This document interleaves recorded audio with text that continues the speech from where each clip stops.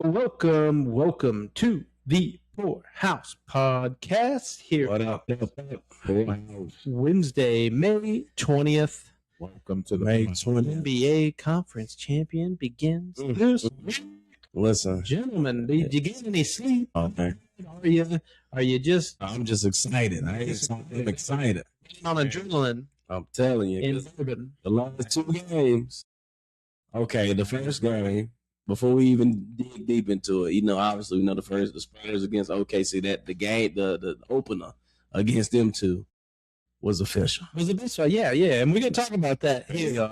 Best game of the year. House Podcast for sure. So, best playoff game. Put it in. Let's introduce ourselves to the fine folks listening to fine podcasts on this Wednesday. It is I, Jay Real in the building. Jay Real. And you know what it is. Big game James in the building.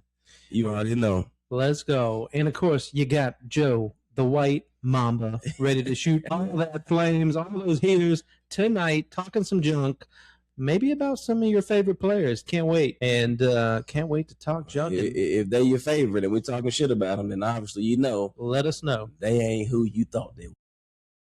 It was let's say trash. Well, gentlemen, let's introduce the fine sponsors of the Poorhouse Podcast. Indeed. What do we got going on down there, Reggie? Why don't you talk to us? We have My Perception LLC for all your garments, custom-made gear, T-shirts, hats, sweaters, hoodies, anything you can think of, we can create. You got to check out the Poorhouse Podcast shirt. Wearing one represent. Indeed. Facebook, Instagram, TikTok, My Perception LLC. Reach out. And then you got Ghoston's Auto Shop for all your automotive needs, all your customizations needs. You want your shit painted, or you want some candy on there. You want some wheels, tires, motor, transmission, suspension, wiring, anything you can think of, even down to your everyday ordinary oil change. Ghoston's Auto Shop. You can find me on Facebook. You can find me on Instagram. Ghoston's Auto Shop. Yes, sir. Had some work done there myself. I can say amazing job. Always can count on James and the fine folks down there at Ghoston Auto Shop to get the job done. And of course, you got the Carolina Living Associates. Carolina, I can't even speak tonight because that's how much sleep I've gotten. The R-Town team of Carolina Living Associates for all your real estate needs. That's how busy we are. I can't even speak between the games and my work. I'm basically getting no sleep. But we are here to help you buy, sell, do whatever you need, invest. We got a nice investment. Hit me up on the comments. I'd love to hook you up. So we got some fine bottles from our sponsors tonight. In fact, we got 3 bottles, one sponsor each. Yes, sir. And we are actually starting with the bottle in the middle. Red, why don't you tell us a little bit about it from our sponsor? Yes. That's Stagg right there, ladies and gentlemen. Can you see that? Hold on. Am I talking something? The good stuff for the conference championships. It is 129.3. A little spicy there, and it is actual Kentucky straight bourbon, distilled, aged, and bottled by Buffalo Trace Distillery. That's the first pour for the night. Yeah. So we're drinking good. Stagg was born in Kentucky, 1835. But you know what? It's been a long time coming. I sipped it earlier, right? When we first poured it, I sipped it, right? And for it to be damn near 130 proof, it does not drink like 130 proof at all. Yeah. When I say you would think that the proof is high, so you think it's going to be spicy, it's going to burn. But the notes on it, the flavor, I'm talking, it got a sweet flavor to it, and it does not drink. Nice. Because this is batch 24 or 26A. Cheers, fellas.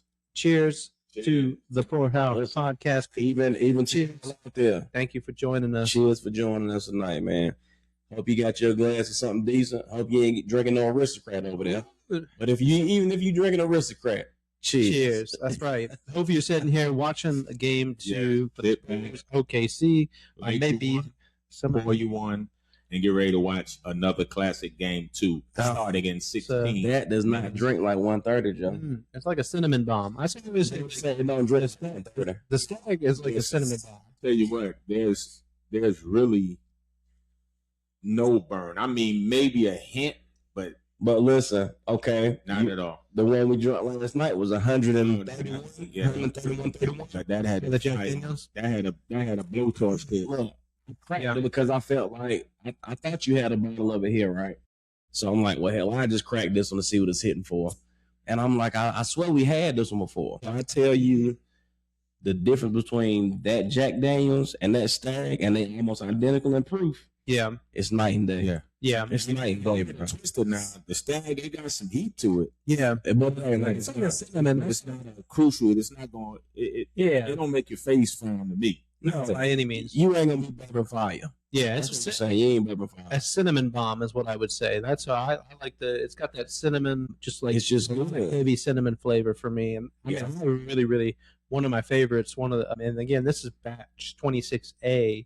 So every year they do 3 to 4 batches. I've had the last year's final batch, the 25D, I think it was. But so when you see them, the kind of cool things that you learn over the years is a lot of these do batches, and every batch may have similarities, but some different characters. Some might be a little bit more cinnamon, some might be a little bit buttery. You know, what I mean, so they all kind of vary in batches. And maybe one day we'll do a Poorhouse podcast challenge. We'll taste that one, and maybe we'll compare it to maybe last year's final one. And I will say, shout out to Mount Holly. Yeah, shout out to Mount Holly. The bottle rack. It was one of one. Okay, hold on. Time out. FYI to the people who don't know what Mount Holly is. Mount Holly is a small town that's right outside of Charlotte, North Carolina. We live in Mount Holly. We can really get from our houses in Mount Holly to downtown Charlotte in about 15 minutes. Man. Yeah. I mean, it's super close. It's literally right on the outskirts. Absolutely. Yes, right at the Mountain Island area, Mountain Island Lake area. And shout out to Reggie for putting it out there that they got some other bottles, and we'll talk about those later on, because it took me about 5 minutes to get there. I think I might have put some speed. Yeah, I'm so silly, right? Because I'm at the shop working, and I'm like, well, hell, I think that, what time of the day was that when you sent that out? Was it 3:34? Yeah, something like that. It was like in the later afternoon. Yeah. So guess what? I'm at the shop working, so I'm like, well, man, fucking, I just go later. I ain't end up getting that to like 8. Oh yeah. Oh yeah. So what you had? Look, when I walked in, the only bottles that had left was that Penelope Rio. Mm-hmm. And and I'm gonna tell y'all this: if you like a sweeter bourbon with I mean, it ain't the highest proof. I think it's like 100 proof. Mm. But when I say flavor on that Rio is outstanding, it's just like before. Matter of fact, what's the other one that you used to call dessert? The Havana. The Rio's got like a more of a. I think the Havana is a little sweeter. Yeah, the Havana's got like more of a orangey notes. I think I'll say the Rio's got a little bit more like vanilla. Yeah. Wine maybe. Definitely vanilla in the Rio. It's a good smooth taste. Yeah, I like the Rio. What I was saying was I had went late in the day, and they had a decent bottle. They had a decent bottle output that day, and normally we don't have them like that in Mount Holly. You know, we got to go to the outskirts. We got to go to other cities to try to find the bottle we're looking for. But they had some Wellers. Yeah, they had some Stagg. They had that Penelope. They had some. Of course, they got Buffalo Trace. They had Blanton's. Man, I know that everybody who's a true bourbon connoisseur, a lot of people don't really care for Blanton's like that. They don't care for Blanton's. They don't care for a lot of stuff. But for us, it's exciting to be able to get in our cities. In North Carolina, it's just so hard to come by certain stuff because you always got to search or find for it. Yeah, but it is a good price when you get it, though. No, okay. And that's what I was going to say. Even if you don't like these certain bottles we're talking about, in our city, you got to sell it for MSRP. So the bottles that y'all paying $200, $300, $400 for, $70, paying $60, $70 for it. Yeah. And just because you out of state, where you in a city that's not, what is it? Control. You paying $300-$400 for it. We're not paying that in North Carolina. We're just not doing it. Yeah, absolutely, man. So shout out to Mount Holly ABC. Got the hookup. Shout out to Reg for the shit to let us know. No doubt. Because I definitely, like I said, I should have took my speed. Yeah, I broke the speed limit. I should have took my ass up there. Man. I was working, bro, and I was trying to get something done. So I said, you know what? I'll just check later. See if they got some strike. Like it's only a few bottles. I could have copped some if y'all had told me whatever. That's what I should have. asked him if it was one bottle only, and they said, Ron, turn around. Ron was there, our special guest. Ron got 2. And he said he came back in with a hat on. So I know he got the red Weller's. Which one is that one? He got the single antique, though. He got the single barrel, and he got one right there. What we're going to drink tonight, which is the full proof. Yeah. All right. So we'll talk a little bit about that full proof getting ready in a little bit. But, gentlemen, we got to talk about the topic, the hot topic. Let's get it. 2 games left in the NBA before we find out who the best team is this year. No, it's 2. It ain't 2 games left. Two games. No, I'm saying 2 games. It's 2 games. It's the finals. Eastern Conference, Western Conference. Yeah. Eastern Conference, Western. So we got 2 games left before we get to the championship. 2 series left. Yeah. So we're going to get to the championship series. Obviously, after this, we'll see how the conference championships go. I gotta say, gentlemen, which one are we going to talk about first? Yeah, we might as well go right into the main course. Well, we got to go to the first one because that's what the timeline. We're gonna keep it right for you OCD people out there. San Antonio Spurs against OKC. What a thriller of a game. Yeah, no, that to be the first game, which everybody was looking forward to because this is the matchup everybody wanted to see. Absolutely. So, and it lived up to every. It surpassed it. It surpassed it. It couldn't get no better. Yeah, it surpassed. It couldn't get no better. Would you say? Would you say it's probably the best? And it'll go down in history. Is one of the best or the best? It will go down in history. Well, I ain't gonna say the best because we always gonna see more basketball, hopefully. So right now, that it's in there. It's in the talk for the best game in history. I mean, it's hard because then you got to go back to like the history of the NBA. In this season, best game hands down. This is what we looked for. This is what we wanted. This is what we expected. Yeah, and it lived up to it and surpassed it to me. Yeah, double overtime. Yeah.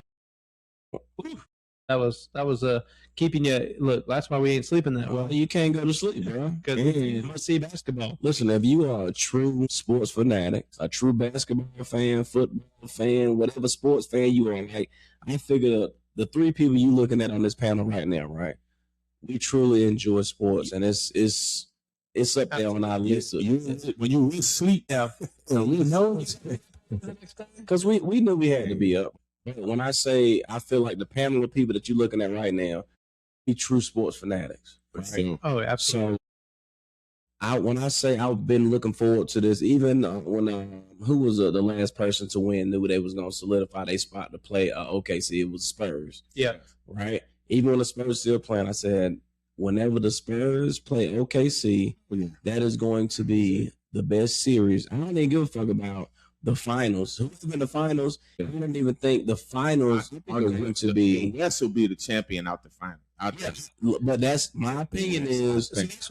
So this, would you say this is the championship game? Absolutely. For you guys? Yes. This is the championship. But the reason I say that, I feel like this series right here is going to be more exciting than the finals that we're going to watch. Yeah. So, and when I'm looking at, I don't think that even if the Knicks come out, right? If the Knicks got to play OKC or they got to play the Spurs, it's not going to be as exciting as the Spurs versus OKC. I can't see it. I hope it is. We hope as fans. The way it's looking right now, like I said, this Western Conference Finals is like that. This is the one right here. Absolutely. And what would you? So let's talk about the game itself. Yeah. Let's talk about how the game played out from quarter 1, quarter 2, 3, 4. But kind of starting out, it kind of really just I mean, the Spurs kind of just set the tone right out the gate. Yeah. I think OKC came out a little flat, I guess, from having all of the, because they swept the first 2 series they were in. So they had a little bit of rest. I just think they looked flat. Maybe a little rest, do you think? I would say rest. I just think the Spurs came out to prove a point. Yeah. Real quick, like to set the tone real quick with physicality and speed and defense. They just came out and like they wanted to shock them, and they did. Yeah. And I also feel like Wemby was pissed off. Yeah. Because of the MVP selection. Yeah. He was. So look at it like this, right? From the get. You top 3, right? You top 3 in the MVP discussion as far as votes or whatnot. So basically it's between you. So basically who was it? It had to be Wemby, York, and SGA. Yeah. Right? So look at it like this. Think of it if you was in Wemby's shoes. But he didn't get. He's number 4, but Luka should have been in there. Oh yeah, Luka should have been in there. Okay, so my point was, look at it like this. Say that you going for a job interview, right? Say all y'all work the same job, and you know that you've been working your ass off, and you've been doing everything you need to do. So, and then your coworker, right? Your coworker gets selected, and then you gotta sit through the whole ceremony of your coworker getting all this praise and all this shit, but you feel like you the one who deserve it. So now I'm pissed off. I agree with that, but I would counter the fact you got to always look at SGA is the champion, and he has his team. He has his team right back in position to play for another championship. So that's why I think the voting went that way, because he's the champion. No, So, don't ask your question. I'm not saying it's right, but I think that's why they gave it to him again. Let me ask you a question. If you had to make a squad, Yes, you gonna take Wemby or you gonna take SGA? but they two different positions. So you gonna take one? I'm gonna take both of them because they're two different positions.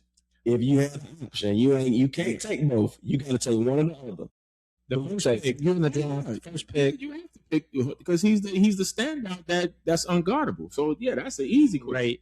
That's an easy answer. And I say this too for the MVP because I think they got it wrong personally, and I'll tell you why. Yeah, I'll tell you why I think they got it wrong. Ash monster. Oh,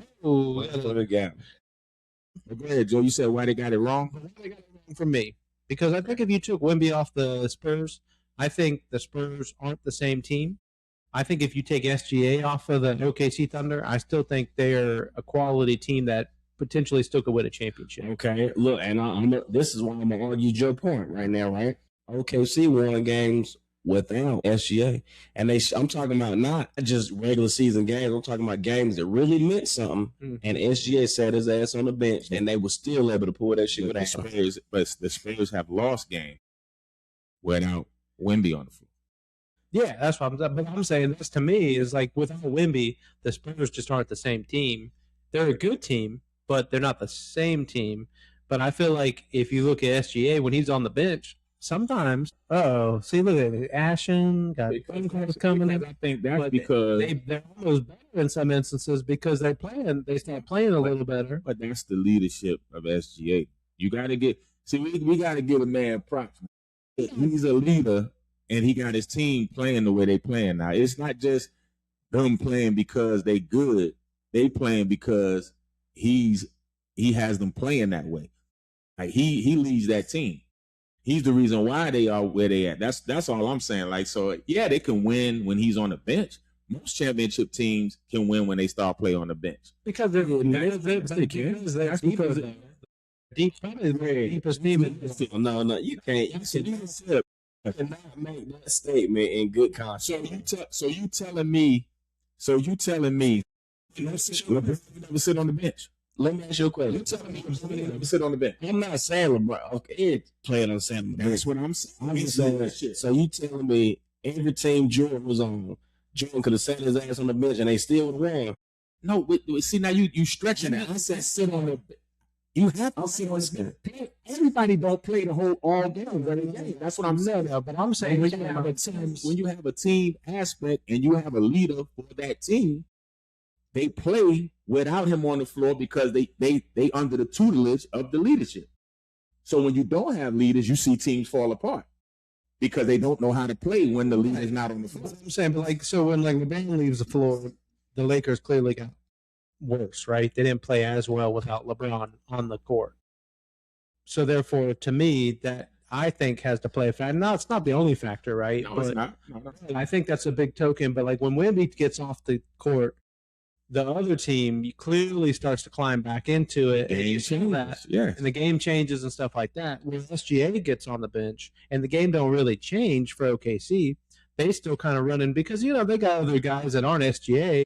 But, I mean, they got some dudes, you know what I mean, that are, potentially, Chet Holmgren, obviously, except for the last game, who disappeared. So, probably got exposed a little bit. That's why I think, but Wemby just is the most valuable player because he's the most valuable player in the NBA. Deserving to be both defensive player and MVP. Yeah. I'm not saying he's not. That's why I think he didn't get MVP. What I'm saying is you can't SGA is a champion. And I was telling James, I think it was the other night or something, you got to look at now, before the Wemby phase and all this stuff, everybody was SGA, SGA, SGA, SGA. But now you get somebody that can challenge that. Now all of a sudden, you want to diminish who he is. But I've never been an SGA. I'm saying, like, you're one of the ones, and I said it when they won the championship. I've said it when we talked. I said I don't see the excitement that people see or what they see in SGA. Right. I don't see it. Because he's not, not say he's not a good person. So this is when I say likable, I just feel like people don't look and say, wow. He's a fundamentally sound player that gets the job done. But he doesn't do anything. He doesn't do anything better than anybody in the NBA. He's not going to wow you all the time. Because he's playing mid-range and he's going for fouls. He plays basic fundamental basketball. Yeah. Same way that we could even flip it to back in the day when Tim Duncan. Tim Duncan was not flashy. Right. Not none of that. He wasn't going to wow you. He just played sound fundamental basketball every time he was on the floor. Yeah. I think that, people like Tim Duncan. I think, and the other thing is SGA, a lot of people don't like SGA because they feel like he's always kind of playing for the foul. You know, if he goes in there, he's kind of playing for the foul a little bit instead of just, hey, playing through the contact and, hey, if they call the foul, great, but don't, trying to, pretend like you're, just got shot and taken out. Like, at the same time, I think you got to look at also the position he played. Like, he's not no down low, bang, physical forward or something like that. I mean, he's a little fella. Yeah. Okay. Yeah. So if you had to compare SGA to any player you've ever seen in the league, who would it be? SGA? Yeah. Let me think. I would have to think. I'll come back to it as I'm thinking. That's a good question. I mean, maybe like a. And listen, and this is just for me, and I know that the chat, I'm sorry, I know y'all are probably going to eat me up for this one. When I'm watching SGA play, the game that he plays, that mid-range, the way he's able, like his field goal percentage on this shit, the only other person I've seen that was able to execute like that, it was either Jordan or Kobe. I'm talking about in that mid-range where you can pull up and you can get straight right there in that spot. I was going to say, he's somewhat now, minus the physical attribute of Jordan. That's it. He's somewhat like a Dwayne Wade, because Dwayne Wade had a nice mid range and could drive, penetrate, get fouls, all of that. Dwayne Wade was physically more gifted, I think. My difference between SGA and Jordan is, like, Jordan will dunk on your ass. Jordan was just physical. He'll get in the paint and dunk on you. And he was not that physical. Yeah, he was more athletic. But as far as that particular shot, that mid-range game, I mean, I can't compare him to Tim Duncan because Tim Duncan was a little bigger. Tim Duncan played a different position. Yeah. But when I'm talking about his accuracy, the way that he moves and gets in the paint, Jordan is almost the only person I've really seen that did it like that. LeBron, I mean, it was more physical. Someone into the paint. No, LeBron more physical. LeBron gonna scout on your ass, and LeBron, like Red said all the time, LeBron just played bully ball. Yeah. SGA don't play bully ball. SGA is trying to find his certain spot on the court, and he knows that he money from this spot. Yeah, he's going to be a mid-range game. Because he don't have the physical attributes like that. I'm not saying he's some tiny guy, but he's not he's not imposing. Gifted, he's not I mean, he's more of an athlete than he is a physical imposed. So let's talk about some unsung heroes from the game. Who did you guys think were maybe some players that... Caruso. You have to give Caruso his flowers because, to be honest, if Caruso did not have the game that he had, it would have been a blowout. OKC would have got beat by 25, 30 points. Yeah. Easy. Yeah. When I say Caruso was hitting from every end, he played out of his mind, and not even just on the offensive side of the ball. Yeah, I'm talking about defensively. Yeah. Come on, bro. Even when the who was it? Castle had he had an opportunity to win the game. Yeah. Right? He go down. Yeah. And you see your man stepping his way, getting away, block the ball. Yep. He stopped him from scoring, and he kept him. I think that might have been when they went to the double overtime. I think the unsung hero for the Spurs was not Castle, but the other guy. Dylan Harper. No, my man defense. I'm going to give you Dylan Harper's stats, and I don't think anybody realizes Dylan Harper. Like, I'm telling you, because you think De'Aaron Fox, right? De'Aaron Fox was gone, right? So De'Aaron Fox was out of the game. Everybody's like, "Oh, you're going to play some rookies. How's that going to turn out?" And Dylan Harper comes out. He gives you 24 points, 11 rebounds, 6 assists. He balled out, right? Dude, that's crazy. He was a plus 14. Yeah. Right. So they on the plus minus, he was plus 14, only 2. So Wemby was plus 16. Dylan Harper was plus 14. Oh man, and he played hella defense too. Yeah, plays great defense. Look at for the three. For the 3. Yeah. I mean, come on. And can we talk about that play? Oh man. When we come from the half, listen, before you go to that play, come on. Before you go to Wemby hitting that 3, right? I still want to talk about Dylan Harper, right? Yeah. The reason I say Dylan Harper because before, we was texting back and forth before the game started. And the only reason I went back and I said, you know what, I might go with OKC tonight.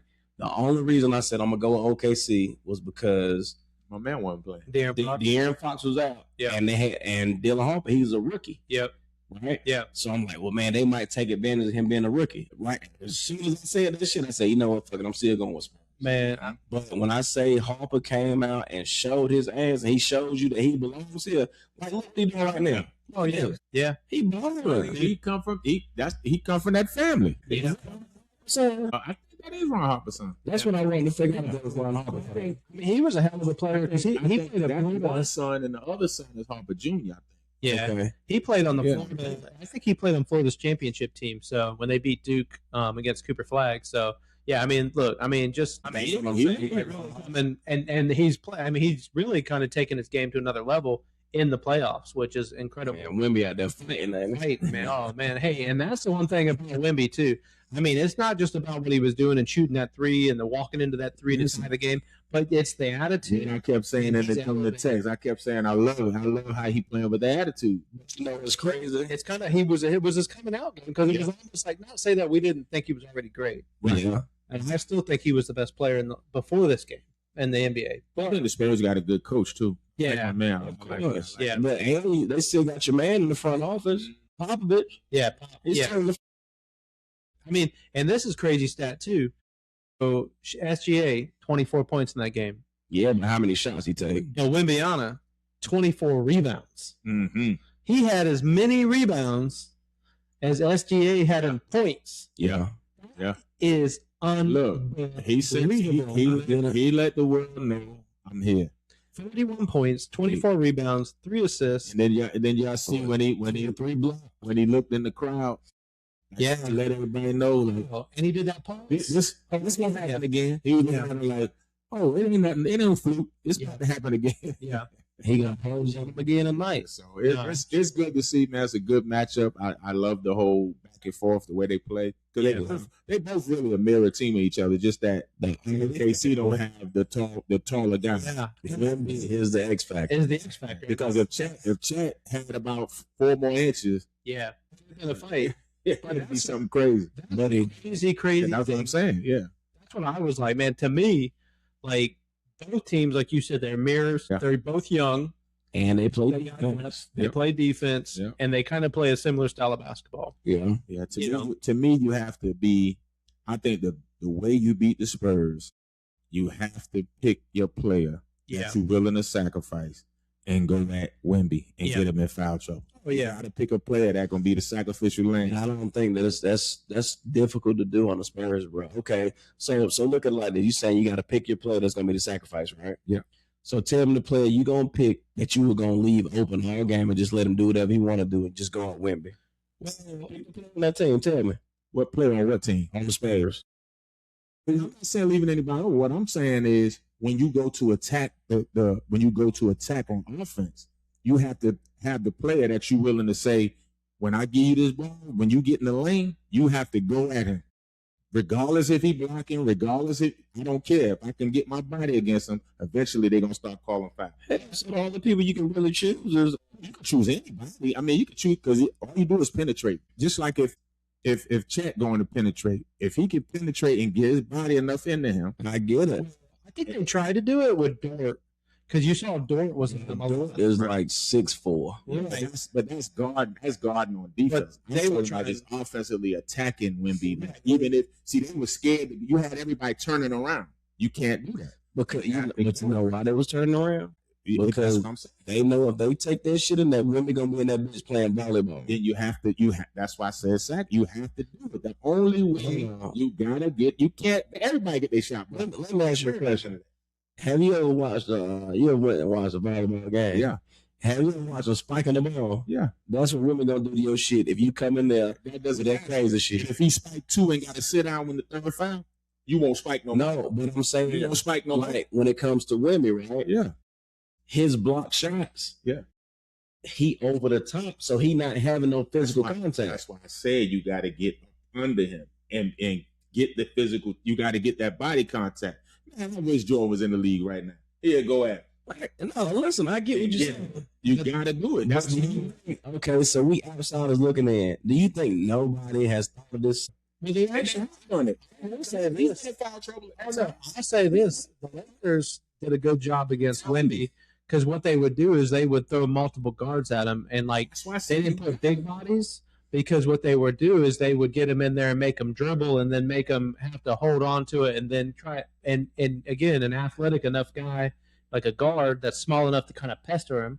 And then not only that, you might have somebody on the backside try to get him and, possibly, smack the ball out of his hand or whatever. SGA won't even try it.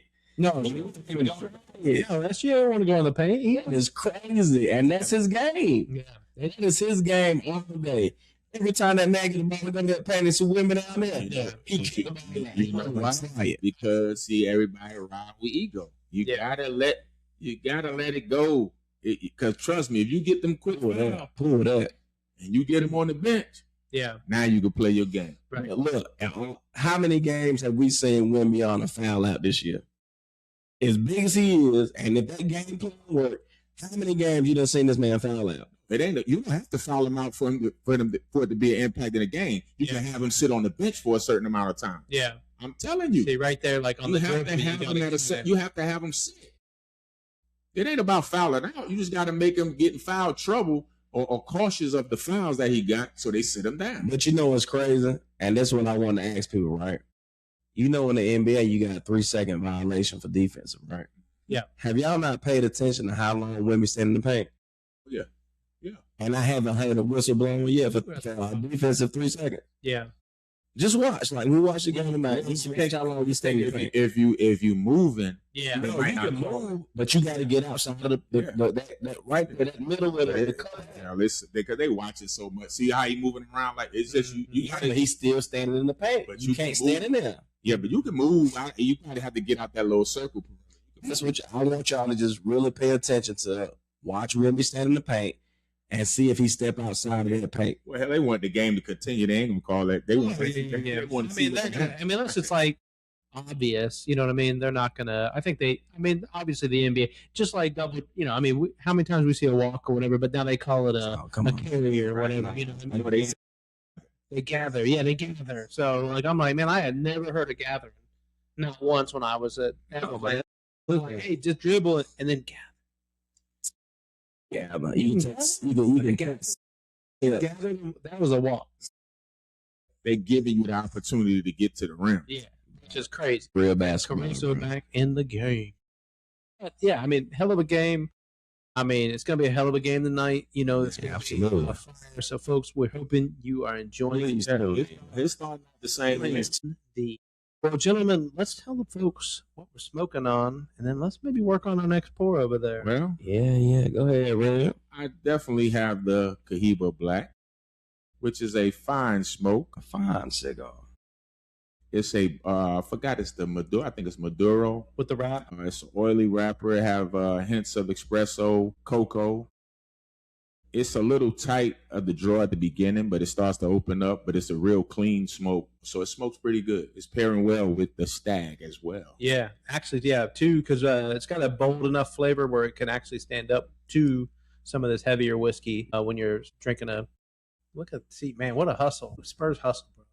Listen, that's why they're gonna be so hard to beat. Right, they've been hustling, but they're gonna be so hard to beat. But yeah, it's a good smoke because Reggie and I are smoking the same stick, and now it's really starting to open up. Yes, once it opens up, good draw. It's definitely a good smoke.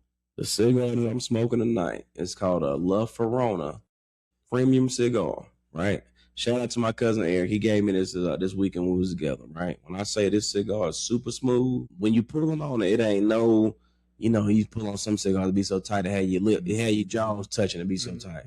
When I say these right here are so smooth, man, but what's crazy, they hand rolled by a family in Tampa. It's a Cuban family that lives in Tampa, Florida. They got their own company and they hand roll all their cigars, and all their cigars are just fresh rolled. It's not like you get cigars that's mass produced and blah blah blah, but these right here, they sell small batches of them. They all hand rolled from a Cuban family. When I say everything is super fresh and they smoke so good, such an easy pull on it. If you ever get your chance, you might be able to find. You can find them online. It's called La Faraona, LaFaraona cigars, premiums. The leaves on them, exceptional. This is a great cigar, man. When I say a great cigar, this is one of the best cigars I've smoked in a long time. So get you one to try it out. On a family in Tampa, Florida, a Cuban family in Tampa, and they roll magnificent cigars. I kind of let that sit. Because I was ready to report the next one. So I got that pepper, not the pepper, the cinnamon all over my lips. Oh, we on next. That Weller's Foolproof, which is a 114 weeded bourbon. Yeah. Weller's from Buffalo Trace. Exceptional brand. Oh, yeah. Exceptional. So this was another hard to find bottle. So these are all, again, hard to find bottles tonight. So yeah.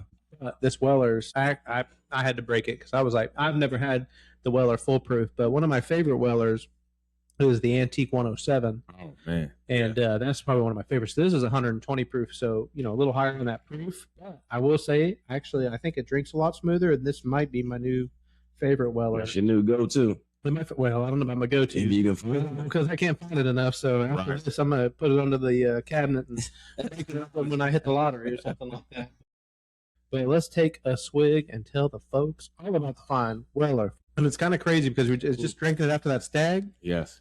This is 120 proof. This is very light compared to. And it's 120 proof, which is crazy. And then you have the Stagg, and then you drink this, and you're like, yeah. To be 120, this is 114. I think it's 114. Was it 114? Okay, so yeah, I thought this was 114. You know what? You're right. I think it's it was 114. Yeah, so 114, so about a 15 proof difference. So yes. And this is weeded. I didn't know that was weeded. Yes, weeded. Yeah, weeded. Yeah, no, listen, all the Wellers are weeded. When I tell you, as soon as you sip it, now a lot of times you sip it, you got that burn, have your chest on fire. You sip it, it don't have that burn aftertaste, and it pretty much just disappears. You drank bourbon and tried all types of bourbon, and you can just swallow one, almost like a drink, like you're having water. Yeah, so it's definitely smooth. No, listen to me, definitely smooth, and it's got like a buttery note to it, like it's like the weed is just kind of it's just cinnamon butter. It's cinnamon butter that you might put in your sweet potato. Definitely like that. Now listen, if you can find you a bottle of this right here, just do yourself a favor. Like I said, you can't go wrong with no Wellers. Yeah, I agree. I hadn't had the pleasure of the Wellers Antique. Yeah, the Antique 107. I'm hoping look now. That's a bottle that I see a wing it all the time. I just need to go down to wing it and grab a bottle. Yeah. But that because that Antique 107. But this is probably my new favorite. But the Antique 107, it's so good. But yeah, for it to be 114 proof. Now, okay. Now, mind you, we started off with Stagg. Stagg is delicious. Yeah. Right. That Stagg, it says damn near 130. Yeah. But it does not drink like 130. It really drink like maybe 100 proof. It'll catch you like 130. Oh, listen, it might not listen, but you mess around, drink too much. You keep drinking or trying to chug it. You're gonna be laying somewhere. You will be crawling to the house. Yeah, laying somewhere. Yeah, this Wellers. Yeah, like I say, if you have an opportunity to get your hands on a bottle, please just do yourself a favor. If you're getting it for MSRP, now I ain't telling you to go out there and spend no $300-$400, but if you can get it for what's the price on the in North Carolina? So in North Carolina, I paid $65 for that. Right. So now on the secondary market, the Stagg was only $69, $250 to $300. Come on, the Stagg was only $69 for the Stagg, and the Stagg on the secondary market's about $250 to $500. So what's crazy? Think about it. That bottle of Rio I bought, I spent $100 on it. Yeah. And I think, in my personal opinion, like, of course, the only reason I love the Rio so much is because of the smell. Yeah. And because it just got a sweet cinnamon flavor to it. It's just different. It's like we said before, it's like a dessert. Yeah. But out of those three, with the Rio, the Wellers, and the Stagg, I like the Stagg and the Wellers better than I do that Rio. Yeah. Yeah. I think the Rio, like, if you just like, hey, you want to have dessert? Yeah, if you just chilling, Like dinner, a Sunday afternoon, Yep. after drink, and smoke a cigar, yeah. you'll drink a good bit of the Rio because it's such a smooth. Like Tatiana, if you had like a Tatiana, like say, your chick drinking, you obviously ain't smoking a Tatiana unless you are. Hey, no judgment. My wife smoked Tatiana. But that's what I can say. Right? If the lady you with, right?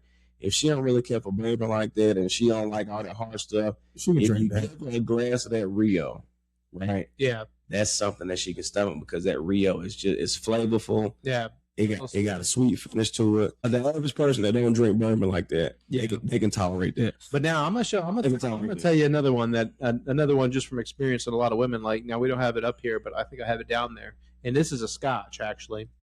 Macallan 12 is another one that Come on, man. You know it. women Listen, love the Macallan 12 Because it's so the smooth. 12 bottle will go so fast Yeah, when you sir. open it because it's so smooth. Yeah. Do y'all remember when we were on that Macallan kick? Man, Man, I used to buy it all the time. hey, somebody getting a bottle of Macallan 12. Man, If it ain't your damn baby. yes, Hey, that was my go-to at one point. I wasn't even drinking the bourbon as much. The Macallan was my We go-to. drink Macallan Oh, man. like bottles of water. And what's crazy, we've drank so much bourbon now, it's truly difficult for me to drink Scotch like that. The reason I drink Scotch, and I tell you this, is no lie, because Scotch just has that distinctive flavor to it because it's peated and it just got that distinctive flavor. And if I want something different than bourbon, I know I can grab me a Scotch and I can just have a decent Scotch. But whenever you look at the whole line of Scotches, you truly don't have a lot of like crazy high proof Scotches. No. Most Scotch is gonna be 80 to 90 proof. You ain't about to have no 130 proof Scotches.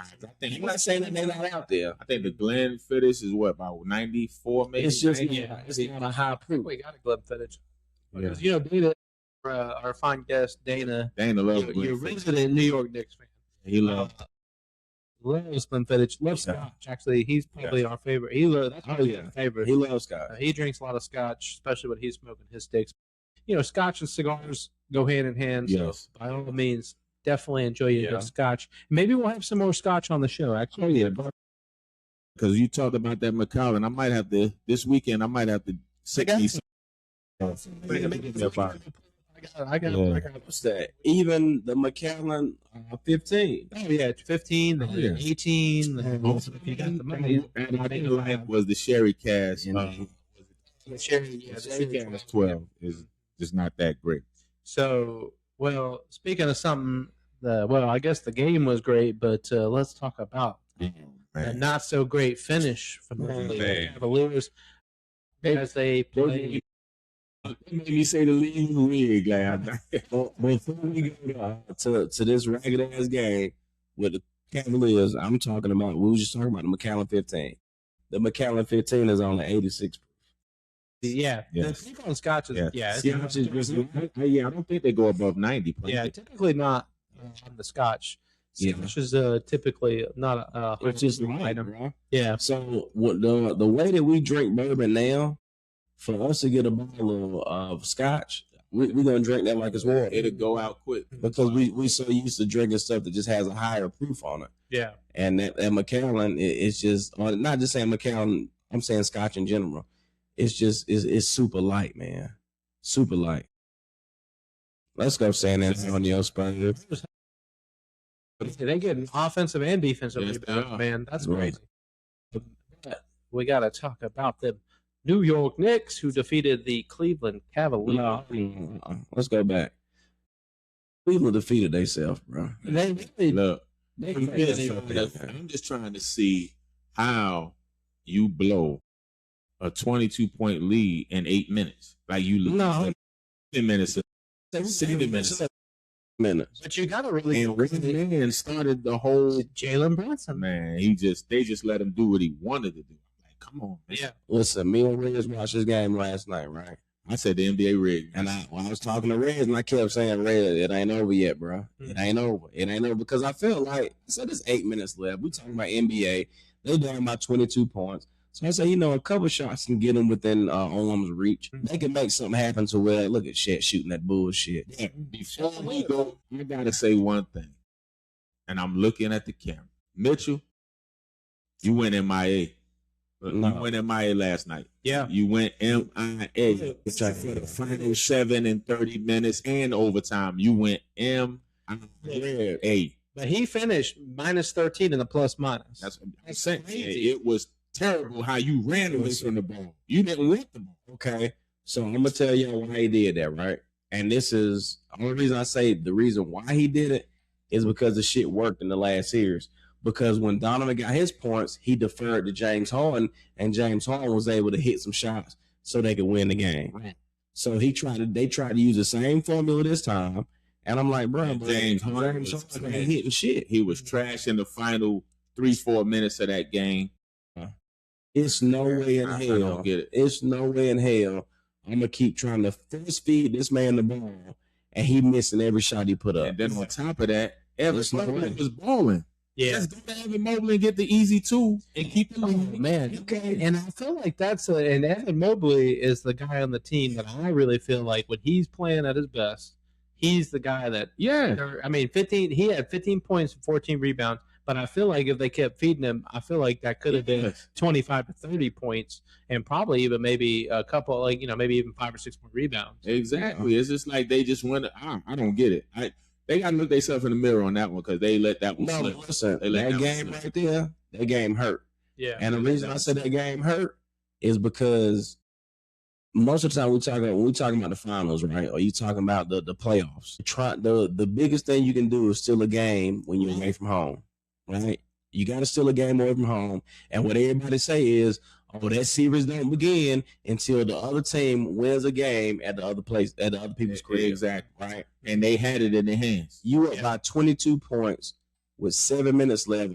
I even give you 8 minutes. And you can't get a bucket by 20 with 8 minutes left in the fourth quarter, and you allow this team to go on an 18-1 run to cut this bitch down and then go into overtime, and y'all didn't score no points. Yeah. I mean, you really got to give credit, though. I mean, Jalen Brunson was on fire. I don't see how you don't, after he scored the first 6, how you don't get the ball out of his hand. Okay. I'm going to ask both of y'all a question. You and Reg, right? Say you playing ball, right? Jalen Brunson, your man. And this game truly means something. Are you going to allow Jalen Brunson to keep doing whatever he wants to you? I don't give a fuck about none of that shit. I'm gonna be real with you. If Jalen Brunson would have been scoring on me like that, it would have been intentional foul. Like I said, you don't keep playing like that. Don't let him get in the rhythm. After the first 6, as soon as you can bring the ball across half court, I'm doubling. Yeah, I'm getting the ball. Get the ball. Don't let him play. I mean, the rest of the team played pretty well. I mean, look at Jalen Brunson scored 13 out of them 18 points when they had 18-1 run. Bridges had a nice game. I just don't get it. Yeah.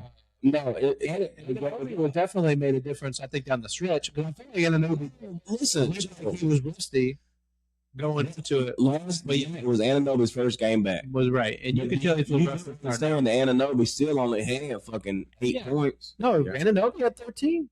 Yeah, well, he came in overtime. And because in the regular game, he only had 8 points. I'm saying, but he kind of started. You could feel like he was coming in playing the difference. But I mean, obviously, Jalen Brunson was the guy who scored. No, Joe's not going to let him do that.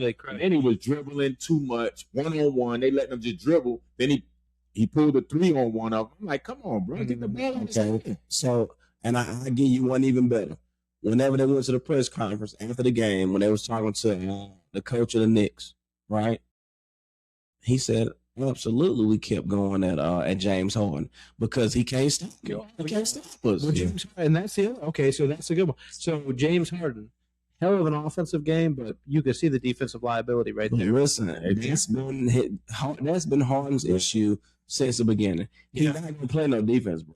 But that's why so many people, they've forgiven James Harden for the things that he's done, because when he giving you these big number games, James Harden got 5 points, he got however many rebounds, or how many free throws. He put up big numbers, but guess what? He don't play no defense. James Harden is the same player that Luka Doncic is. But to me, he's the same player. To me, in that game, James Harden took too many. So what's the difference? He took too many hits. What's the difference between James Harden and Luka Doncic? Luka Doncic won't take no bad shots. He won't take no bad shots.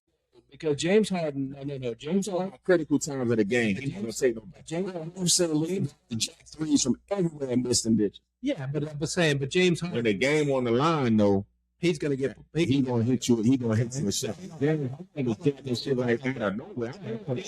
James Harden, he ain't giving you the assist and rebounds and the steals that you see with like Luka. Luka get a couple steals in a game. Listen, he's gonna get it probably almost. James Harden leads the league in steals. It used to being the key word. Okay. So this is my player. So he's Luka when he's like 10 years from now. This is my argument for y'all. Okay, let's take it in offense. Between James Harden and Luka Doncic, who's the better defensive player? Damn, they got quiet as fucking here. No.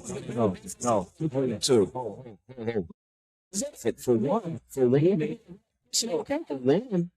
ran in the same. Cause hell, James Harden don't play no goddamn defense right now. So my question for y'all is one in the same. The same. My point for the game last night wasn't about James Harden defense. I know he ain't gonna play no defense. My thing is he get to a point the way he dribble too much and he take bad shots. If you looked at those shots last night, he took bad shots, like because he was defensive guy was right on him. You dribble some shots and you speed him. That's what I'm saying. You need for speeding him. He had the ball. He was dribbling. If he can't penetrate, then the clock wind down. He jack up a shot. That's what I'm talking about. If you're gonna penetrate, and then kick the ball out. But he dribbling. Then when he can't get around the defender, he jacks some old silly ass three. That's why they lost last night. Yeah, you have to get, and then Mitchell, like I said, I'm calling him out again. Your ass disappeared. You was going to the hole every chance you got that whole game. Yeah, and in 7 minutes, 29 points. You just went missing something. You didn't even touch the ball that time. They had James Harden bringing the ball. Listen, they took the gas off. Yeah, that's nice. I was talking to Rez, and I'm like, because I'm watching the game, and I'm like, Donovan been showing his ass the whole game. Like, okay, but Donovan, he been in there doing this thing, getting busy. But all I kept noticing was like, okay, well, last 8, 7, 6, 5 minutes, but he was on the floor. I thought he was going to mention something, right? And then I'm like, okay, well, they going to overtime. And you still don't hear shit from this man. I said, me and Ray, I swear to God, we said that last night. I looked back at it. I said, let me just look back and see the last point that this man scored, right? The last point this man scored was like 8 minutes left in the fourth quarter. Yeah. So we talking about, now this is a 48-minute game. So we're talking about 12-minute quarters, are we not? Yeah. So not even 4 minutes into the fourth quarter. I'm talking about maybe 3.5 minutes into the fourth quarter was the last shot this man hit, and he didn't do shit for the rest of the game, and he's your leading scorer. Now you see my point. When I said, you see what Caruso did just now? I ain't see it. You see what he went into? This is what I'm talking about when it comes to Wemby. You have to take your chance and get the foul. You have to take your chance. You see how the body? You got to take your chance. You can't just be scared to go in the inside. Right. If you put your body on him, you get the contact. Oh, yeah. Well, I mean, to me, I'll say this. I don't think that was a foul. I mean, you look at that. I mean, he's throwing his body in. It's not like Wemby. Yeah, Wemby never. But you got to take your time. Yeah, you got to take your contact. Yeah, that's all I'm saying. I That's get how it. you do it. No, absolutely. But Donovan Mitchell. Yeah, I mean, you got to come and play game too. So you got to give credit to the Knicks defense too, because I feel like they did start taking measures to get Donovan Mitchell. What you're talking about, what we wanted them to do to Jalen Brunson, the Knicks kind of did that to Mitchell. Yes, they started saying, "Hey, you know what? We ain't gonna let Donovan Mitchell get there, so we're gonna make somebody else do it." But I don't even know if the Knicks did that, bro. I think, and this is just my perspective on it, right? And this is what we talked about before the game even started yesterday. I'm like, you know what? I felt like Cleveland was going to be a little fatigued because they just went to Game 7, They went to Game 7 and they had a day off, and then they came back to start another series with the Knicks, but the Knicks had a little bit of time off. So I felt like the fatigue was going to play all that stuff too. Well, the fatigue was going to play. The fatigue came in through that too. There's just no way Donovan Mitchell disappeared like that if he wasn't tired. The fatigue had to play. I mean, and maybe it did, but I would say I think the bigger thing. I think the bigger thing for me is you can't really just turn off in playoff basketball exactly. and expect to turn it back on. And I think they kind of let off the gas, and then when they let off the gas, that kind of got them in trouble because you can't, they just couldn't get it, turned back on. There's the foul merchant himself, SGA. Nah, that was SGA. Can't you tell? No, I thought it was Jalen Williams. You can tell it was SGA. Caruso started that whole break because he's a good defense on Wemby. He liked to throw his shoulder up there and then be like, "Oh, you fouled me." Don't even get touched. But now let me ask a question. Then going back to the Knicks game. Yeah, go ahead. What y'all think about Towns' performance? It wasn't bad. He had a nice amount of rebounds. I just think for his size, he still don't play. Because one thing I noticed about him in that game starting out, Towns going to be a true center. What was the giving him the ball and then he holding it in the air, waiting on everybody to move? One hand like that, and then I mean, he still had a decent game. I'm gonna give you what Towns said. I think he could be more physically dominated. I mean, he was plus 13, so I mean, he definitely. Towns, he played 40 minutes last night. Yeah, he played a lot. He had 13 points. He went 6 for 14. Of course, he can't stop shooting the threes. He was 1 for 5 from the 3-point line. He had 13 rebounds, 5 assists. Crazy that Wemby had that put 7 turnovers, rebound, and 4 personal fouls. That's my point. See, I'm just saying he could have had a more physical presence. Oh, SGA got the and one for another foul. Come on now, y'all. Come on now. Good. He said, "Man, the refs are giving him the foul." The refs are like, "I see put."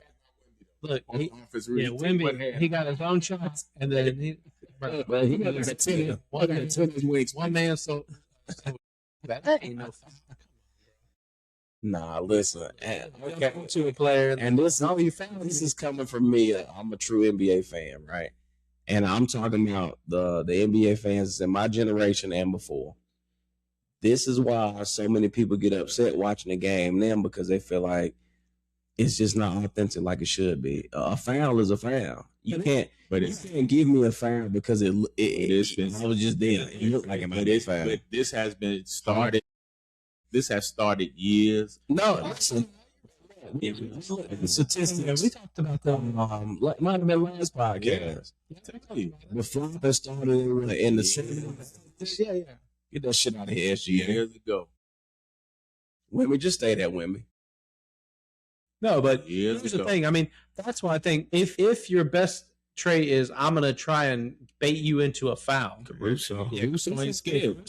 He ain't scared. Caruso ain't scared. You can't be scared. No, but I'm saying, but if your best trait is I'm gonna try and bait you into fouls, that to me is like then you're counting on the refs to give you the foul. It's not a good trait. If the refs aren't gonna give you the fouls, then okay. What kind of player are you if you're counting on the refs to call a foul? Yeah. To me, that's why I say we come from our era. You got to call a foul whenever he call it. You got to look at the size of the player. That's all I'm saying. You got to look at the size of the player, bro. It's the size of the player. Nobody on this man. He still fall down. Yeah. Size of the player. That's a foul. Block and foul. We'll take it. Definitely a block and foul. No, I mean, it was definitely finishing up a little bit of the Cavaliers game. I definitely, I mean, we'll see the Knicks. I mean, obviously, I think the Knicks crowd was definitely a little scared last night. Oh, yeah, they got quiet for a few quarters, but that fourth quarter, boy, they went nuts. Did you see some of the videos afterwards of them celebrating? You would have thought they won the Super Bowl. Listen, they came back strong, bro. Because before, whenever the Knicks was getting their asses kicked by 22, man, people was going outside, getting their car, going home. Yeah. This shit was over. Yeah, absolutely. I thought it was over. Reg, what you got poured down there, man? Oh, shit. I'm still on the second. I know. Shit, what? Bondstone. Now, this is out of Tennessee that... and this is our distillery from Tennessee. Yeah. history, and that one about almost 130. And maybe I think that might be the highest proof tonight. No, I don't think so. Highest proof is that Stagg. It said 130, right? So it's about It's 120. So it's about the middle. Okay, I thought I saw heavier on that proof. Yeah. Well, that's not too bad. well, that's why I only poured a little bit. Everything we drinking tonight, they're up there in the hundreds. Way up there. Say what they gonna say. They can be praying. They can be watching this podcast praying for us. I'm just saying the stuff. Yeah. Oh, let me real with you, bro. So it's like that. Yeah, Castle's Like, Listen, this is what I be talking about when I say when I talk about leadership. yeah. When you look at Come on, Harper. when you look at when you Then they look got at watch Castle do something again. nope. When you look at Castle, Russo gonna do something. when With you look at Castle, look at how him and Wemby relationship is. He's taking on the no, but Wemby, yeah, I think Wemby's relationship is like that with everybody on the team. Hey, but it's most Because they play the team with it. it's him and Castle. They like that. Yeah. Him and Castle is like that. He take on his persona. But yeah, I think the whole team really has been taking. that's what I'm saying. Yeah, but This is what I say when I think about the Spurs, right? I go back to when Tim Duncan was there. Yeah. Whenever it was a come on. Castle had the bump in everything like that. he said something Well, he got up there. in your face. This man he about his Let me tell you now. I'm gonna go back to the Castle. I'm gonna go back to the last game. Now you remember the dunk that Castle did, and Oh yeah. Listen, he said it just looked like time out. mean mugging. If that was SGA, the whistle would have blew because SGA fired the fuck out of Castle in that play. But they didn't blow no whistle. That should have been an and one. But Castle gave him look. Castle had a little ball that was Certified step hand. like, come on, man. One hand is still hanging on the rim, like, bruh. But listen, he let it go. Man, I'm here. yeah, it ain't over. Yeah, it ain't over. Man, Look, listen. I like Castle a lot. He's been To be honest, when I look at Castle, he probably one of my favorite players in the league right now. And the reason I say that is because he played with so much heart. Bro. yeah, he got a lot of I passion. know he plays with so much heart. Castle and for San Antonio Spurs, when I say them boys play with so much heart, Absolutely. come on, dog. If I got to pick up team, we on the court, we on a blacktop, and I got to pick players to play. Yeah, I'm gonna pick Castle. I'm gonna pick Harper. yeah, Look, come on over here. Let me get them because I know that they gonna give you everything they got. yeah. Oh, absolutely. Everything they got. I think if God, imagine the Spurs if they got another like a 7-footer that who could play like the 4, like a Well, that's what your man should be doing, but he just his feet ain't quick enough. who? Oh yeah, but he's His like feet ain't quick. Yeah, like a 7-footer or a for 6'11", sure. 6'11", Yeah. like a Caleb Wilson or somebody like Yeah. that. Oh man, come on. Look, I think They got to get them. I think the Spurs got everything they need. Oh yeah, they got. I think they got they win. right now. I mean, look, how your brackets holding up? That's what. Because I was supposed to win. OKC, so In the beginning, I picked OKC, right? And I told y'all boys, I said, man, I picked OKC because I felt like, to be honest, when I picked OKC, I didn't even think the Spurs would make it this far. Oh man, But then when I kept seeing the Spurs play over and over again, I said, bro, the Spurs are serious, man. I told Like, you. you know, like it wasn't a team I could pick over. I tried to tell you. No, I get it. You Is absolutely. the best player in the NBA. No, listen, even I'm not saying even without Wemby, I'm just saying they have a good team. Absolutely. Because it ain't just about Wemby, because he ain't out there scoring 120 points by himself. I mean, just for Look, I get it. only 40, they got a good team. and they're deep. But that's why they could. That's why OKC only beat them one time in the regular season Absolutely. because OKC is used to playing with teams that when they go to their bench, OKC's like, well, They got a deep bench, but the Spurs got a deep ass bench too. yeah, because they had a lot of good picks. I say, hey, this the series. Just like I told Reg last night we was talking. I said, listen to me, bro. Understand that they done played, what, 6 times, 7 times? Yeah, And the Spurs are 7-1 or either 6-1, however many it is. Yeah, they 5-1 now. Lead right now. It was they they beat did them 5 times. So it's 6 games, what I'm saying. yeah. Okay, so the Spurs are 5-1 right now against OKC, and OKC is supposed to be the most dominant team that we've seen in the league. Period. Yeah. And they done got beat 5 times by this team that we talking about. I mean, is that not crazy? Yeah, a little hard. They just scored on this game. But like I said, look at, even though they winning and okay. I mean, the Spurs up 1-0. Oh, this shit ain't over though. Yeah. OKC is the champion. Look, here, that shit out here 2 times. but at the end of the day, I can't believe how y'all switched on OKC.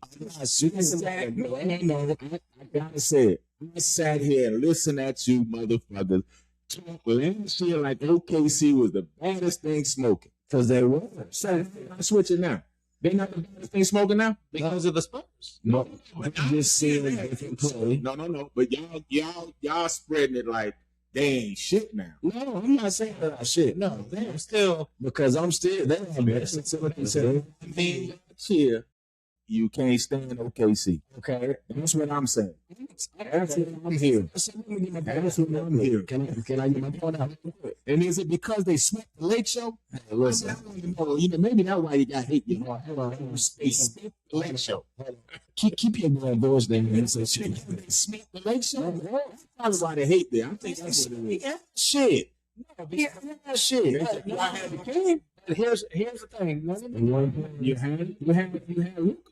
Here's the thing. Luka didn't even play that series. Here's the thing about the OKC series is the Lakers had put an emphasis on shutting down SGA, and they did, right? So they gave everybody the blueprint of like, hey, this is how you shut SGA down, right? The problem is they didn't have the rest of the team to. Look how they be knowing that, man. But why you gotta shut SGA down? Because I mean, He's a superstar. What you he's mean? still the guy on the team. No, absolutely. Okay. So, hold on. Time out. Check. I said, y'all the one who got all the hate against OKC.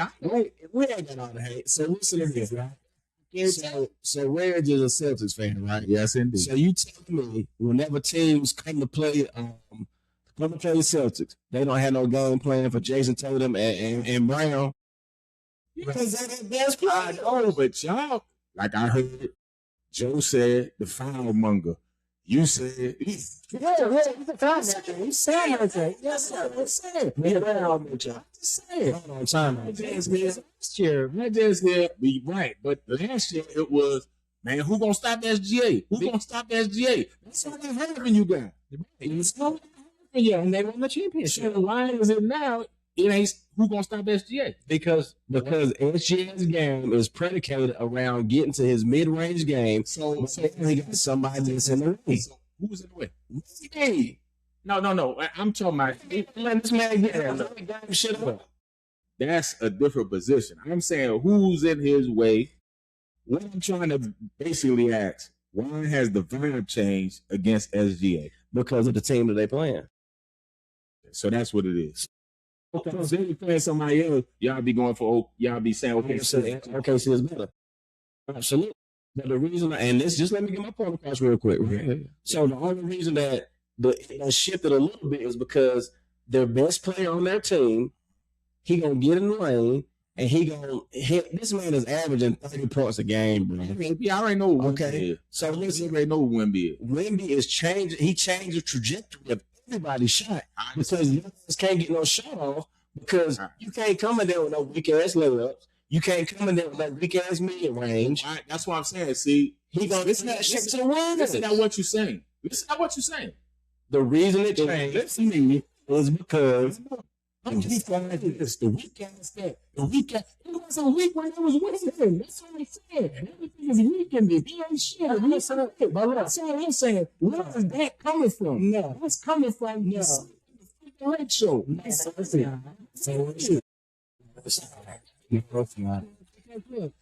so still saying is, because wait a minute, let me say something. Last year, did I not hear you guys out of your mouth? Yeah. Man, SGA is him. He's him. He's this. No, I never. Yes. Yes. But when he's a great player. Right. So now all of that great player talk is out the window. No, he ain't not. He is a great player. SGA, he the MVP. Obviously, player. Oh, and we question. We question that because you're the top 3.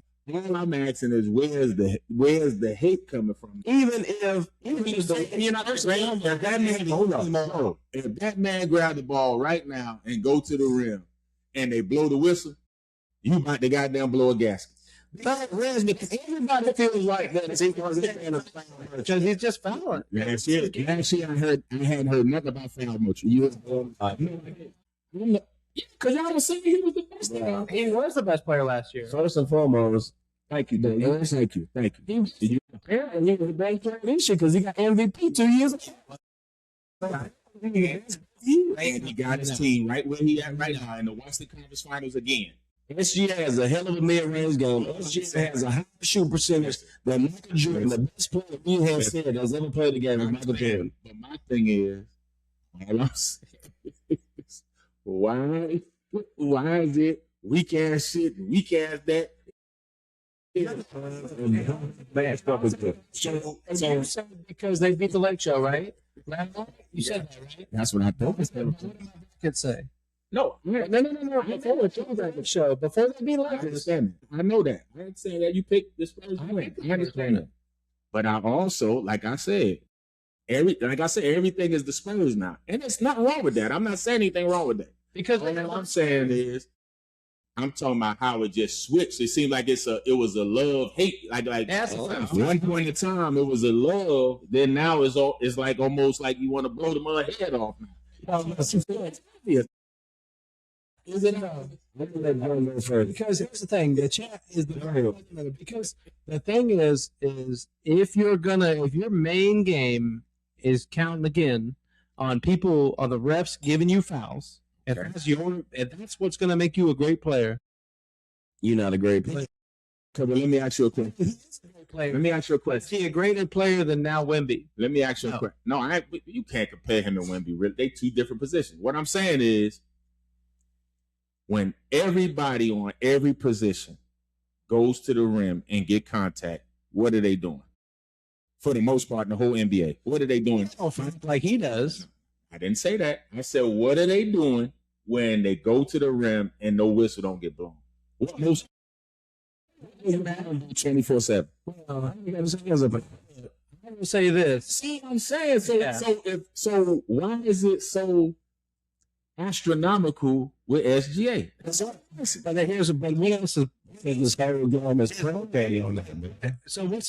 his see him go to the shooter sometimes shoot a shot. He's shooting threes? Who? SGA. And sometimes, yes, he does. Sometimes he does. That's not his SGA might have taken maybe 2 threes a game. But what does that have to do with anything? Because he doesn't have an all-around game. His hard game. Do he hit 3-pointers? He can. He has. So how you don't have all-around game? He doesn't have an all-around game to me. Okay, if you can hit a shot, how you don't have all-around game? But here's the question: if you can drive to the hole and hit a shot, so that's not his main game, bro. That doesn't say you have all-around. They do something about their game, changes it, right? So, that's like I say, Shaq had an all-around game. You see Shaq hit 1 3 in his whole career. Because at that time, I'm saying, he can hit him. No, because at that time, that wasn't the premise of the league.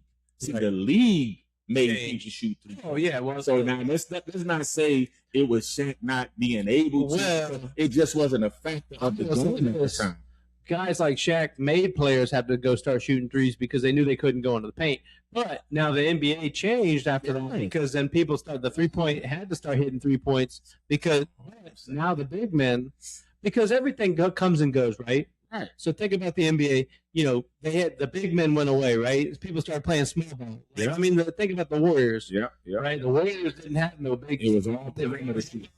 All perimeter shooters, right? So they drive and they would shoot out to a perimeter shooter and he'd hit a 3 like Steph Curry, obviously, or somebody else on the team. But who was the center on that team whenever Draymond? Yeah. I'm trying to think of his name right now. I can't remember. I was going to say, I was going to say Nas Reed. And I was just like, no, it's not Nas Reed. I'm saying he reminds me of Nas Reed. Kind of like a little gap in his tooth or something. Remind me of my man, a friend of mine named Twan. He was a six man. He'd come off the bench as a six man. Yeah, he played the big.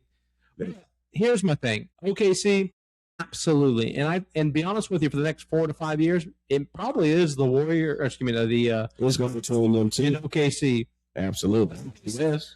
But the problem is OKC's kind of at this point where they've got to start deciding on some players. Right? They're going to lose some players. Some Celtics, right? They're going to lose some players. Celtics had to make some decisions. Right. Some players. That's why I was saying before, and not like saying I'm really on some OKC shit. What I'm saying, that's why I was saying I don't see, remember when I said before, I don't think we're going to see like back-to-backs. It's going to be real hard to have teams that win back-to-back or 3B because teams just shift around so much when it comes time with these max deals. You can't keep everybody. Right.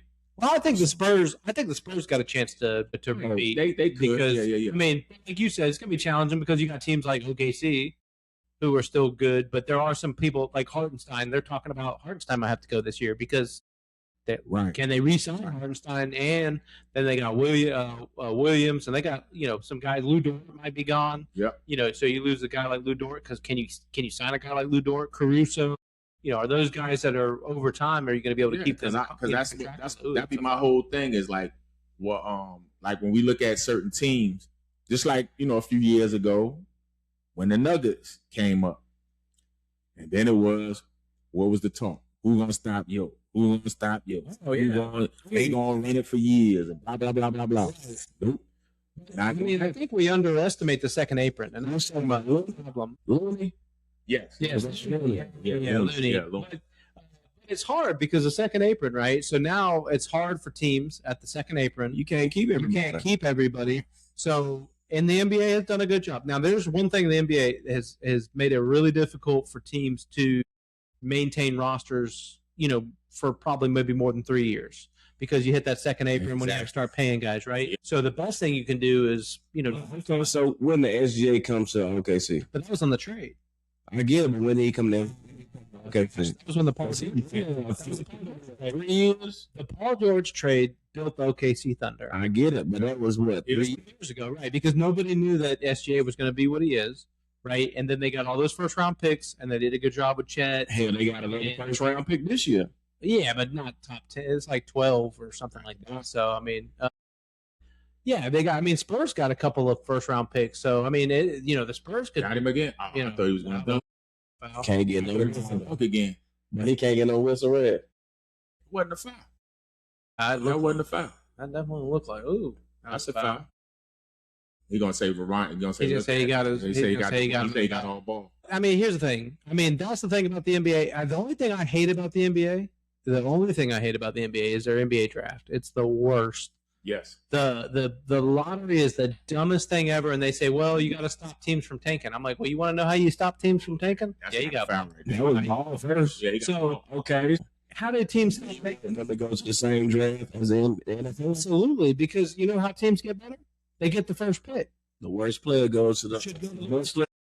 It should be, and that's how they get better. That way, each team gets a star player. Think of it about this way: how the Hornets were better this year, right? And there might be another team that might be the team, not maybe like a Spurs or, Extension, right? Because they got young team, their depth, they're cheap at the moment. Time out. Did you just compare the Hornets to the Spurs? No, I'm saying, but when you're talking about a young roster like this, but I'm saying if you take a team like the Hornets, right, who get get a good rookie player who can hit threes, probably the greatest clip, since Steph Curry, right? Mm-hmm. I'm saying Knipple, right? So you're changing the trajectory of a team, right? Look at the Hornets have had to do it without getting the first pick.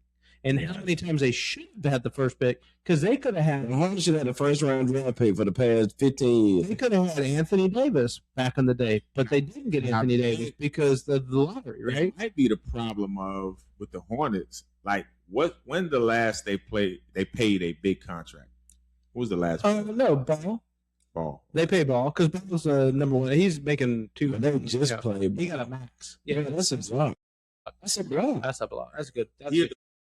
That's a good challenge. That's a good challenge. No, I mean, just what I'm saying is, and I think that's a challenge when you're talking about teams now.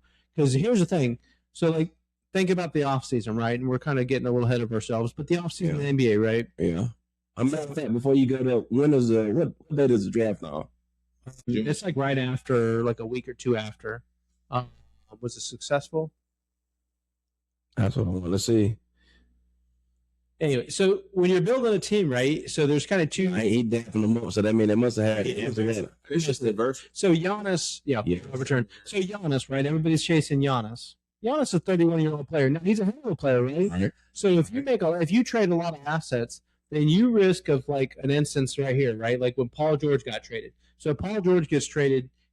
Essentially now one trade created the OKC Thunder, right? Gave him multiple first-round picks, like gave him SGA. So it essentially created the team, right? Yeah. So isn't it more beneficial as a team now to build through the draft and guys coming out of the NBA or some of the college basketball and trying to get a deeper roster as opposed to like saying, hey, we're going to get a 3 or 4 three guys that are a max, and then we're going to try and fill in depth with like older veterans and stuff like that. Right. And I don't really feel like that's something that I've seen work in the NBA, especially over the past 3 to 5 years. You know what's crazy? And the reason that I feel like you say it didn't work is because most of the teams that we've seen that was like really great, it's been role players and people that play their positions well, and they put them in a position to win, bro. It ain't been, I'm going to get all the top recruits and make and create a team. Yeah, you still have to have the chemistry on the team and get the right absolutely. Right. He's younger. That's like when we look at the Spurs, right? Everybody in the Spurs ain't the greatest person you've ever seen play ball. They didn't put them all on one team. Yeah. They just got hella chemistry, and they just play well together. They're young, though. But because who's the only player that they traded for, right? With De'Aaron Fox. De'Aaron Fox. And everybody else. Indiana. I mean, all these guys. Cornette came from Cornette. But you might trade for some depth, right? Or you might sign a depth guy, right? Like you kind of because I don't know what they signed commit for, so he probably be going after this year. Well, right, he probably is like a 2-year with like a player option or something like that. I mean, here's the thing: if you're Cornette, I mean, that's a hell of a role to play back up to Wemby. I mean, he wasn't with the Celtics. I mean, I don't think he's a starting center in the NBA. But he's definitely going to give you some good minutes, and he's going to give you a superstar rest. Yeah, because, I mean, here's the thing. Like, Caruso signed, OKC. Look at OKC. They signed Lou Dort. That was a guy that wasn't drafted by them. Caruso. So they got some guys, but because they had cheap rookie contracts, they get some good veteran depth. What team's left in it right now? The 4 teams that's left. Who got a whole bunch of number 1 draft picks out of the 4 teams that's left? Well, these teams that built their roster behind our number 1 draft picks is these 2 teams right here. Except for SGA because SGA was a traded player. But, so SGA traded. He was a number 1 player. Yeah, but you got Chet Holmgren and some of those guys that they drafted pretty well. Jay Will was drafted. Yeah, Jay Will. Jay Will. But to be honest with you, sometimes Jay Will might be the best player. Oh yeah, because when he comes out, when he's out there and SGA's on the bench, man, you can see it. I think he's trying to work his way back for that injury now. So. But here's my thing: could you make a trade? Oh, that was an offensive foul. He threw my man down. But anyways, we digress, folks. We kept you long enough. Hold on, let me get the trivia for the. Let's go for the trivia. Oh, yes, well, last week the trivia. Trivia. Are you going to answer in the form of a question? Trivia. Mina Kimes, you are an absolute animal. And Mina Kimes don't get enough credit, but she was on Celebrity Jeopardy. She got $1 million for charity. And boy, one of my favorite personalities just in sports right now, Mina Kimes. Hey, big shout out to you and what you did for your charity, for the homeless charity. Incredible work and what a performance there on Celebrity Jeopardy. All right. So she do. All right. First question. Who holds the NBA record for the most consecutive seasons, averaging at least 20 points and 10 rebounds? Say this one more time. Who holds the NBA record for the most consecutive seasons, averaging at least 20 points and 10 rebounds? So they're double-double? the most consecutive seasons. 20 points. I can say Jokic. When you got Red? Wemby. Says No, you say it again. Say the question again. who holds the NBA record for the most consecutive seasons, averaging at least 20 points, 10 rebounds? It's got to be a big. I'm going to give y'all 2 more tries. Joe, you got 1 more? Generation.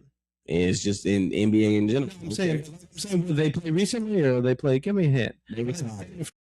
They're retired. They don't play anymore. They retired. 20 points, 10 rebounds. 20 points, 10 rebounds. Shaq.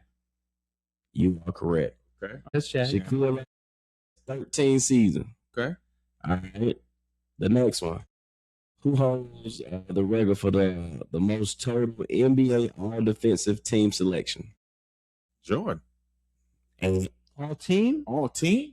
who holds the record for the most total You know, I'm thinking defensive title. NBA all-defensive team selection? Defensive? All-defensive team selection. Ooh. Man. My man, I was going to say, like. man that played for the Spurs, ballhead. Ball? No, not ballhead. Was he ballhead? No, the Oh, you talking about Tim? No, not Tim Duncan. No. All defensive? Yeah, I know exactly who it is in my brain. It's not going to be like Rajon Rondo or something. Hey, defensive player. Question again. Okay. He's all defensive. Who holds He the played for the record Spurs, I for believe. most NBA all-defensive team selection? Is he retired? He played for the fucking Spurs. He's retired He now. played for the Spurs. Recently? Can't He retired remember his now. name. Recent? Not I recent. can't remember his name, Oh, but he so played for he the was- I believe he played for the Spurs. I can't remember his damn name. It's on the tip of my damn tongue, but I could be wrong. So I ain't gonna say that. I can't say that because I don't Say it. remember his name. But I know he played for the Spurs though. Hell of a defense. Was he play for the Spurs? Y'all should have stayed with your first mind. What they say, study wrong or study long or study wrong. Tim Duncan got 14. Damn it. Tim Duncan got 14. But you know who I thought was Like Tim Duncan. you know who I couldn't get it. Yeah, see, no, right. I was low. Tim Duncan and James kind of looked at me, and I was like, because I don't know. I was like, Tim. What was the word? I was like, I was actually going to say Tim. Because that was him or Kevin Garnett was who I was going to say was KG. I was going to say KG or Tim Duncan. Because I was looking, but then I said Rajon Rondo because when I said Tim Duncan, you kind of gave me. I was thinking Bruce Bowen. Okay. Hell of a defense. You can't put Bruce over Yeah, Tim Duncan. yeah, that's why. Because Tim Duncan played in the paint. Yeah, Tim was. They both Tim played was, together. That's why I was thinking Bruce Bowen. Yeah. I knew it was the Spurs. But listen, I had a good ass question for y'all tonight. But when I was at the shop today working, right, I said, oh shit, let me put this in my notes. I forgot to put the shit in my notes. And then tonight when I was thinking of the trivia shit, Yeah. I could not think of the shit. But I'm gonna think of it and I'm gonna ask it next week on the trivia question, bro. Because it was a hell of a question. Well, then I'll give you one just to see. Okay. Who holds the record for the most games with this NFL with 115 plus passer rating and 2 plus passing touchdowns in their first 3 seasons? first 3? Yeah. So they would have And been. he also is the only quarterback to win his first 6 career starts, throwing 2 touchdown passes in each. Dan Marino? I was about to say Dan, but it ain't Dan. It's after Dan. I'm saying it was after Dan or before Dan? Man, are you about to say is this going to be like Brock Purdy? But fucking. That's a hell of a stuff. Oh, I was like, that's gonna be Brock Purdy because this guy's gonna take it. I think he's gonna come out of the So, folks, thank you for joining us. Appreciate y'all tuning in. Tune in. Yes, indeed. We appreciate y'all following us on these bourbons and cigars. Yeah. Listen, any information that we give y'all on these cigars and these bourbons, go ahead and try it out for yourself. Yeah, give it a try. Oh, and if you got a bourbon out there that you want us to try live on air, maybe you want us to try. Now we'll do our damnedest to find it. Now, so if we don't have it, Listen, in North Carolina, it's just a little bit harder for us to find certain stuff because North Carolina is controlled. So a lot of stuff we can't find. We got to go out of state or we got to go somewhere else trying to find it. But if it's something local that we can find, we'll absolutely get it. Anything you're trying to try. Yeah, just if you want us to review something, let us know what you want us to review. Let us We know. can do that. Okay, hold on. But before we leave, did you have the pork tonight? I didn't try that yet. You know, I'm gonna try it out for these. I'm gonna try it out. I just want to Listen, it's kind of me. It's 1, 2, 3. For me, I think it is the Bondstone is number 3. So I think it's, for me, as far as the smoothness, I might put Weller's first, then I'm gonna go Stagg, and then I'm gonna go this Bondstone. But I think the Stagg the has Stagg is delicious. The Stagg had the flavor. The Stagg was just a flavor bomb, right? Yes. So Stagg is a flavor bomb. Absolutely. Weller has the flavor, but it's got the mellowness, so It's just smoother. Yeah. right. Okay, but you're also talking about we going from 130 down to 115. Yeah, right. So that's what the I problem is. ended up 1, 2, 3. Yeah. So Weller's Boston. You went Stagg, Weller's, Boston? Okay. Oof. I went Weller's, Stagg, and Boston. Man, If I'm gonna if I want to say what I'm going to drink like daily, then I'm going Weller's, Stagg, Boston. Yeah. Like, Oh yeah. 'cause I'm not gonna say I'm gonna sit and drink Stagg. yeah. The proof to the Stagg, yeah, the Stagg. That's hard because it's like 1A and 1B to me. But Yeah. you know, I'm gonna go Weller just by a hair, Right. but then Stagg is just like really close. okay. I mean, I'm very down with it. Like, if I'm going, I'm gonna go Weller's, then I'm gonna go Stagg. I'm looking like a 1 pour to pair with a cigar. Oh yeah, I'm The gonna say. Stagg is it. If you're drinking all night, Weller's is probably it. But this is what I want to say. I don't think that we discrediting it. No, Yeah, because we just talking about situations. those polls Yeah. absolutely phenomenal. Yeah, we just putting it in situation perspective. Absolutely phenomenal. So we're not trying to say one is way too better than the other one. I mean, they're Buffalo Trace products, to be honest with you. Both of them are Buffalo Trace, both smooth. Both, I mean, Buffalo Trace is a historic distillery for a reason. Both of these really live up to the hype, right? Absolutely. So you find one, But they just so don't, hard to find. don't spend more than you should. But by all means, if you can find these at MSRP or maybe $100, Grab your it's definitely worth it. Yeah, if you can find $100 or less, both these bottles are definitely worth it. Definitely. For sure. Gentlemen, let's say cheers to the fine folks. Don't Ladies and gents, subscribe. share, subscribe. Thank you for joining. Bro, you can't pay up. You can't sit for empty glass. Oh, man. We appreciate you. Go out there. Well, matter of fact, finish watching this game tonight. Yes. Because this game tonight, Spurs, they down by what, 5 or 6 points. It's halftime. It's about 10. But guess Was what? it 10? Okay. I think something like 10. Guess what? Yeah. It ain't over. No, It's, The Knicks have time. Listen, I tell you what, don't have me sitting up for no double overtime tonight. Yeah. I'm like, man, I got stuff to do tomorrow.